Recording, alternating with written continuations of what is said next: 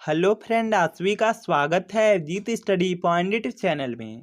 आज के इस वीडियो में यूपी बीएड एंट्रेंस एग्जाम 2024 के लिए हिंदी का प्रैक्टिस सेट करने वाले हैं। तो वीडियो को शुरू से लेकर अंत तक देखिएगा। चैनल पर नए चैनल को सब्सक्राइब कर लीजिएगा। पीडीएफ के लिए जीत स्टडी पॉइंट टेलीग्राम चैनल को ज्वाइन कर लीजिएगा। यूपी बीएड एंट्रेंस एग्जाम आपका 9 जून को होने वाला है। बहुत ही कम समय आपके एग्जाम में बचा हुआ है।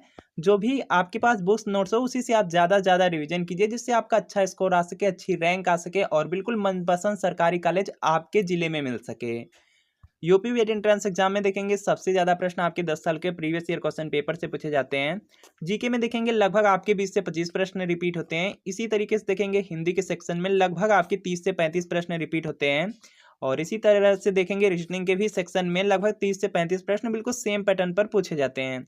यह देखिए यूपी बीएड एंट्रेंस एग्जाम का प्रीवियस ईयर पेपर है, 2011 से लेकर के 2023 तक का है। पूरे 13 साल का पेपर है। आंसर की के साथ दिया गया है, एक्सप्लेनेशन भी किया गया, 2023 का भी पेपर दिया गया है।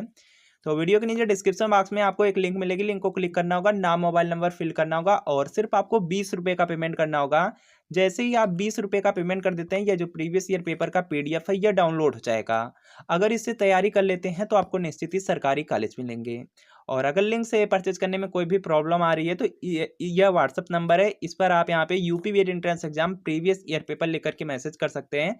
यहाँ से आप डायरेक्ट भी परचेज कर सकते हैं। तो इस नंबर पर व्हाट्सअप आप पे मैसेज यूपी बीएड लिख करके जरूर करें। खड़ी बोली का प्रयोग सबसे पहले किस पुस्तक में हुआ? तो इसका देखिए आपको यहाँ पे सही जवाब बताना है। तो यहाँ पर कि इसका राइट आंसर हो जाएगा प्रेम सागर। खड़ी बोली का प्रयोग सबसे पहले प्रेम सागर पुस्तक में हुआ है, तो यहाँ पे डी आपका बिल्कुल राइट आंसर हो जाएगा। इसके बाद देखिए यहाँ पर नेक्स्ट है कि किस तिथि को हिंदी को राजभाषा बनाने का निर्णय लिया गया है? तो इसका देखिए आपको यहाँ पे सही जवाब बताना है। तो यहाँ पर देखिए इसका राइट आंसर हो जाएगा 14 सितंबर 1949 को। ऑप्शन सी में दिया गया है, तो सी आपका यहाँ पे बिल्कुल राइट आंसर हो जाएगा। और देखिए यहाँ पर देखिए जो हिंदी को राजभाषा देखिए जो घोषित किया गया है, ये देखिए अनुच्छेद 343 में है, यह भी याद रखेंगे, इंपॉर्टेंट है। और 14 सितंबर को हिंदी दिवस मनाया जाता है, यह भी याद रखेंगे। इसके बाद देखिए यहाँ पर नेक्स्ट है कि निम्नलिखित बोलियों में से कौन सी बोली उत्तर प्रदेश में नहीं बोली जाती है? तो इसका देखिए आपको यहाँ पे सही जवाब बताना है। तो देखिए यहाँ पे उत्तर प्रदेश में आपका अवधी बोला जाता है, खड़ी बोली बोला जाता है, ब्रज भाषा बोली जाती है। इसके अलावा यहाँ पर देखिए भोजपुरी बोली जाती है, बुंदेली कन्नौजी बोली जाती है, लेकिन मैथिली नहीं बोली जाती। मैथिली आपकी बिहार में बोली जाती है। तो यहाँ पे डी आपका बिल्कुल राइट आंसर हो जाएगा। इसके बाद देखिए यहाँ पर नेक्स्ट है कि हिंदी दिवस इस दिन मनाया जाता है। तो इसका देखिए आपको यहाँ पे सही जवाब बताना है। देखिए जो आपका हिंदी दिवस है, राष्ट्रीय हिंदी दिवस है, ये देखिए 14 सितंबर को मनाया जाता है। तो यहाँ पे बी आपका बिल्कुल यहाँ पे राइट आंसर हो जाएगा। यहीं पर देखिए आपसे प्रश्न पूछा जा सकता है कि विश्व हिंदी दिवस कब मनाया जाता है? ये देखिए आप लोगों को कमेंट करना है कि विश्व हिंदी दिवस कब मनाया जाता है। यह बीएड एंट्रेंस एग्जाम में भी पूछा गया प्रश्न है, काफ़ी ज़्यादा इंपॉर्टेंट है।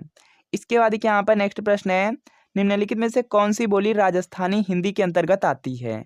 तो इसका देखिए आपको यहाँ पे सही जवाब बताना है। यहाँ पर देखिए आपको प्रश्न में दिया गया है राजस्थानी हिंदी दिया गया है। तो राजस्थानी हिंदी के अंतर्गत मारवाड़ी, जयपुरी, मेवाती और मालवी आता है। और इनमें से देखेंगे आपको मेवाती दिया गया है, तो यहाँ पर सी आपका राइट आंसर हो जाएगा। राजस्थानी हिंदी में आपका मारवाड़ी, जयपुरी, मेवाती और मालवी आती है। इसके बाद देखिए यहाँ पर नेक्स्ट आपका है, हिंदी में ध्वनियाँ कितने प्रकार की होती हैं? तो इसका देखिए आपको यहाँ पे सही जवाब बताना है। हिंदी में देखिए 2 प्रकार की आपकी ध्वनि है, स्वर व्यंजन। तो यहाँ पर आपका ऑप्शन नंबर ए बिल्कुल यहाँ पे राइट आंसर हो जाएगा। इसके बाद देखिए यहाँ पर नेक्स्ट है कि प्रत्येक शब्द की वर्तनी के सभी वर्णों को उसी क्रम में अलग अलग दिखाना क्या कहलाता है? तो इसका देखिए आपको यहाँ पे सही जवाब बताना है। तो ये देखिए वर्ण विच्छेद होता है। ऑप्शन बी में दिया गया है, तो बी आपका यहाँ पे बिल्कुल राइट आंसर होगा। इसके बाद देखिए यहाँ पर नेक्स्ट है कि किस स्वर के उच्चारण में दीर्घ स्वर से भी अधिक समय लगता है उसे देखिए क्या कहा जाता है? तो यहाँ पर देखिए इसका राइट आंसर हो जाएगा, देखिए जिस स्वर के उच्चारण में दीर्घ स्वर से भी ज़्यादा समय लगता है उसे देखिए प्लुत स्वर कहा जाता है। तो यहाँ पर आपका ऑप्शन नंबर डी बिल्कुल यहाँ पे राइट आंसर होगा। निम्नलिखित में से शुद्ध वर्तनी वाला शब्द कौन सा है, यह आपको बताना है। यहाँ पर कि उत्तरदायी लिखा गया है और आपको बताना है कि किस उत्तरदायी शब्द की वर्तनी बिल्कुल शुद्ध है। तो यहाँ पर देखेंगे आप लोग, तो यहाँ पर आपके ऑप्शन नंबर बी में दिया गया है, उत्तरदायी दिया गया है, इसकी वर्तनी बिल्कुल शुद्ध है। तो यहाँ पे बी आपका राइट आंसर होगा। इसके बाद देखिए यहाँ पर नेक्स्ट है आपका, यहाँ पर है सूर्योदय दिया गया है। और यहाँ पर क्या आपसे पूछा जा रहा है कि इसमें देखिए कौन सी आपकी यहाँ पे संधि है, यह प्रश्न पूछा जा रहा है। तो यहाँ पर कि इसका अगर आप यहाँ पे संधि विच्छेद करेंगे तो सूर्य धन उदय हो जाएगा। और यहाँ पर देखेंगे आपका हो जाएगा स्वर संधि। ऑप्शन सी में दिया गया है तो सी आपका यहाँ पे राइट आंसर होगा। इसके बाद देखिए यहाँ पर नेक्स्ट है तथापि शब्द दिया गया है और यहाँ पर क्या आपसे पूछा जा रहा है कि इसमें देखिए कौन सी आपकी यहाँ पे संधि है। तो यहाँ पर क्या इसका राइट आंसर हो जाएगा, इसका देखिए अगर यहाँ पर आप संधि विच्छेद करेंगे तो यहाँ पर क्या हो जाएगा, तथा धन अप हो जाएगा। लास्ट में देखिए आपका आ है और यहाँ पर शुरू में आपका यहाँ पर अ है, तो यहाँ पर क्या हो जाएगा आपका दीर्घ स्वर संधि होगा। तो यहाँ पर देखेंगे आपके ऑप्शन ए में दिया गया है तो यहाँ पे ए आपका राइट आंसर होगा। इसके बाद देखिए यहाँ पर नेक्स्ट है गजानन शब्द में कौन सा समास है। तो इसका देखिए आपको यहाँ पे सही जवाब बताना है। गजानन शब्द दिया गया है तो यहाँ पर के समास आपसे पूछा जा रहा है तो यहाँ पर के बहुब्रीहि समास हो जाएगा। ऑप्शन सी में दिया गया है तो सी आपका राइट आंसर होगा। इसके बाद देखिए यहाँ पर नेक्स्ट है तन मन धन में समास पहचानो। तो इसका देखिए आपको यहाँ पे सही जवाब बताने हैं। यहाँ पर के इसका राइट आंसर हो जाएगा आपका यहाँ पे द्वंद्व हो जाएगा। ऑप्शन डी में तो डी आपका यहाँ पे राइट आंसर होगा। जहाँ पर भी देखिए आपके योजक चिन्ह लगे हों और बीच में देखिए और शब्द आ रहा हो वहाँ पर के द्वंद्व होता है। इसके बाद देखिए यहाँ पर नेक्स्ट है कि निम्नलिखित शब्दों में से कौन सा शब्द तत्सम है। यहाँ पर के परीक्षा शब्द लिखा गया है और कौन सा यहाँ पे परीक्षा शब्द लिखा गया जो कि आपका तत्सम है बताना है। तो यहाँ पर देखेंगे आपके ऑप्शन नंबर सी में परीक्षा शब्द लिखा गया है, ये देखिए तत्सम शब्द है तो यहाँ पे सी आपका राइट आंसर होगा। अगला देखिए प्रश्न की तद्भव शब्द बताओ। यहाँ पर क्या आपको तद्भव शब्द बताना है। तो यहाँ पर क्या अच्छी तरीके से 4 ऑप्शन है, चारों ऑप्शन आप देखेंगे उसके बाद देखिए यहाँ पर आपको सही यहाँ पर के आंसर बताना है। तद्भव आपसे पूछा गया है तो यहाँ पर क्या हो जाएगा आपका नीलाम शब्द। नीलाम शब्द देखिए आपका यहाँ पर यह देखिए तद्भव है तो यहाँ पे डी आपका राइट आंसर होगा। इसके बाद देखिए यहाँ पर नेक्स्ट है एक शब्द देशज अथवा देसी को पहचान कीजिए। तो इसका देखिए आपको यहाँ पे सही जवाब बताना है। तो यहाँ पर देखेंगे हो जाएगा आपका यहाँ पे खोया। खोया शब्द आपका यहाँ पे देसी शब्द है या देशज शब्द है तो यहाँ पे ए आपका राइट आंसर होगा। वायुयान यात्रा के इस युग में भी यहाँ पर के खाली स्थान दिया गया है का महत्व कम नहीं हुआ। तो यहाँ पर कि इसका राइट आंसर हो जाएगा वायुयान यात्रा के इस युग में भी जहाज का महत्व कम नहीं हुआ। तो यहाँ पर आपका ऑप्शन नंबर बी बिल्कुल यहाँ पे राइट आंसर हो जाएगा। इसके बाद देखिए यहाँ पर नेक्स्ट प्रश्न आपका दिया गया है, आगे ऐसा समय आने वाला है जब यहाँ पर कि खालिस्तान के बिना किसी को कोई बात नसीब नहीं होगी। तो यहाँ पर कि इसका राइट आंसर हो जाएगा कूपन हो जाएगा। ऑप्शन सी में है तो सी आपका यहाँ पे राइट आंसर होगा। इसके बाद कि यहाँ पर नेक्स्ट है कि गबन शब्द को विपरीतार्थक शब्द विपरीतार्थक बनाने के लिए आप किस उपसर्ग का प्रयोग करेंगे। यहाँ पर कि गमन शब्द दिया गया है और इसका देखिए विलोम शब्द आपको बताना है कि इसको देखिए विलोम शब्द बनाने के लिए आप यहाँ पे कौन सा उपसर्ग लगाएंगे। तो यहाँ पर कि इसका राइट आंसर हो जाएगा, इसमें देखिए आ उपसर्ग लगा देंगे। गमन का अर्थ होता है आपका यहाँ पे जाना होता है, आगमन का हो जाएगा आना, तो यहाँ पे बी आपका बिल्कुल राइट आंसर होगा। इसके बाद देखिए यहाँ पर नेक्स्ट है समान अर्थ वाले शब्द का चयन कीजिए। यहाँ पर के पुष्टि दिया गया है और इसका देखिए यहाँ पर बताना है कि समान अर्थ वाला आपको शब्द बताना है। तो यहाँ पर ध्यान से देखेंगे आंसर करेंगे तो यहाँ पर क्या हो जाएगा संतुष्टि। ऑप्शन बी में है तो बी आपका यहाँ पे राइट आंसर होगा। आज्ञा का समानार्थी शब्द आपको बताना है। देखिए आज्ञा शब्द आपको दिया गया है और इसका देखिए यहाँ पर आपको समानार्थी बताना है। तो यहाँ पर कि इसका राइट आंसर हो जाएगा आज्ञा का अर्थ होता है आपका आदेश होता है, तो यहाँ पे सी आपका राइट आंसर होगा। इसके बाद देखिए यहाँ पर नेक्स्ट विपरीतार्थक है शब्द आपको बताना है ज्ञानी का।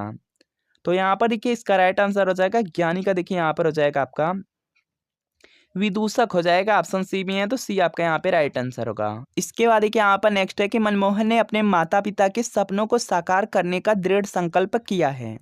यहाँ पर कि संकल्प को अंडरलाइन किया गया है और आपको बताना है कि संकल्प का विलोम शब्द क्या होगा। तो यहाँ पर कि इसका राइट आंसर हो जाएगा विकल्प हो जाएगा। ऑप्शन ए में दिया गया है तो यहाँ पर आपका ऑप्शन ए राइट आंसर होगा।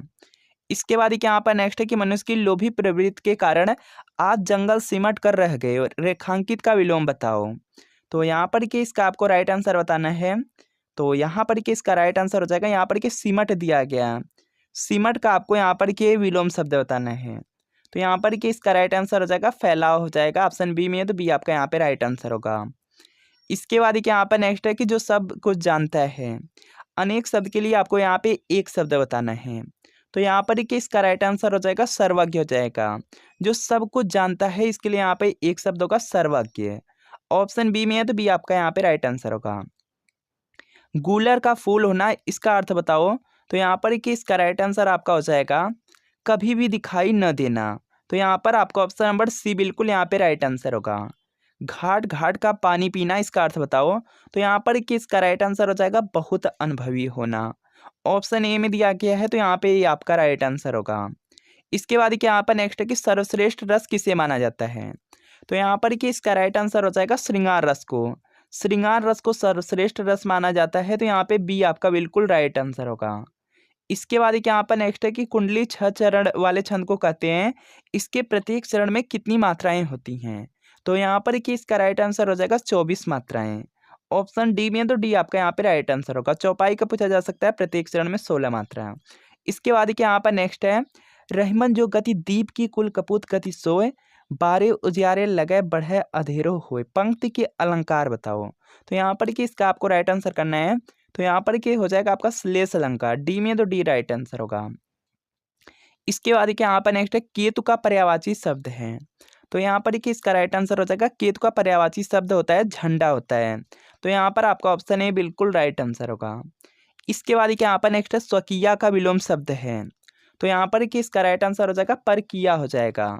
ऑप्शन डी में, तो डी आपका यहाँ पे राइट आंसर हो जाएगा। इसके बाद क्या यहाँ पर नेक्स्ट है, अर्वाचीन शब्द का विलोम शब्द है। तो इसका देखिए आपको यहाँ पे सही जवाब बताना है। अर्वाचीन दिया गया है, तो अर्वाचीन शब्द का विलोम होता है प्राचीन होता है। तो यहाँ पे सी आपका राइट आंसर होगा। इसके बाद क्या यहाँ पर नेक्स्ट है, जो सरलता पूर्वक प्राप्त किया जा सके। तो यहाँ पर कि इसका राइट आंसर हो जाएगा सुलभ हो जाएगा, जो सरलता पूर्वक प्राप्त किया जा सके उसके लिए एक शब्द आपका सुलभ होगा, तो बी राइट आंसर होगा। हमेशा रहने वाला, इसके लिए यहाँ पर आपको एक शब्द बताना है। तो यहाँ पर किसका राइट आंसर हो जाएगा, शाश्वत। शाश्वत का अर्थ होता है लगातार रहने वाला। तो यहाँ पर आपका ऑप्शन ए बिल्कुल राइट आंसर होगा। इसके बाद क्या यहाँ पर नेक्स्ट है कि यह फाइल प्रबंधक तक पहुँचाओ, अर्थ के आधार पर वाक्य है।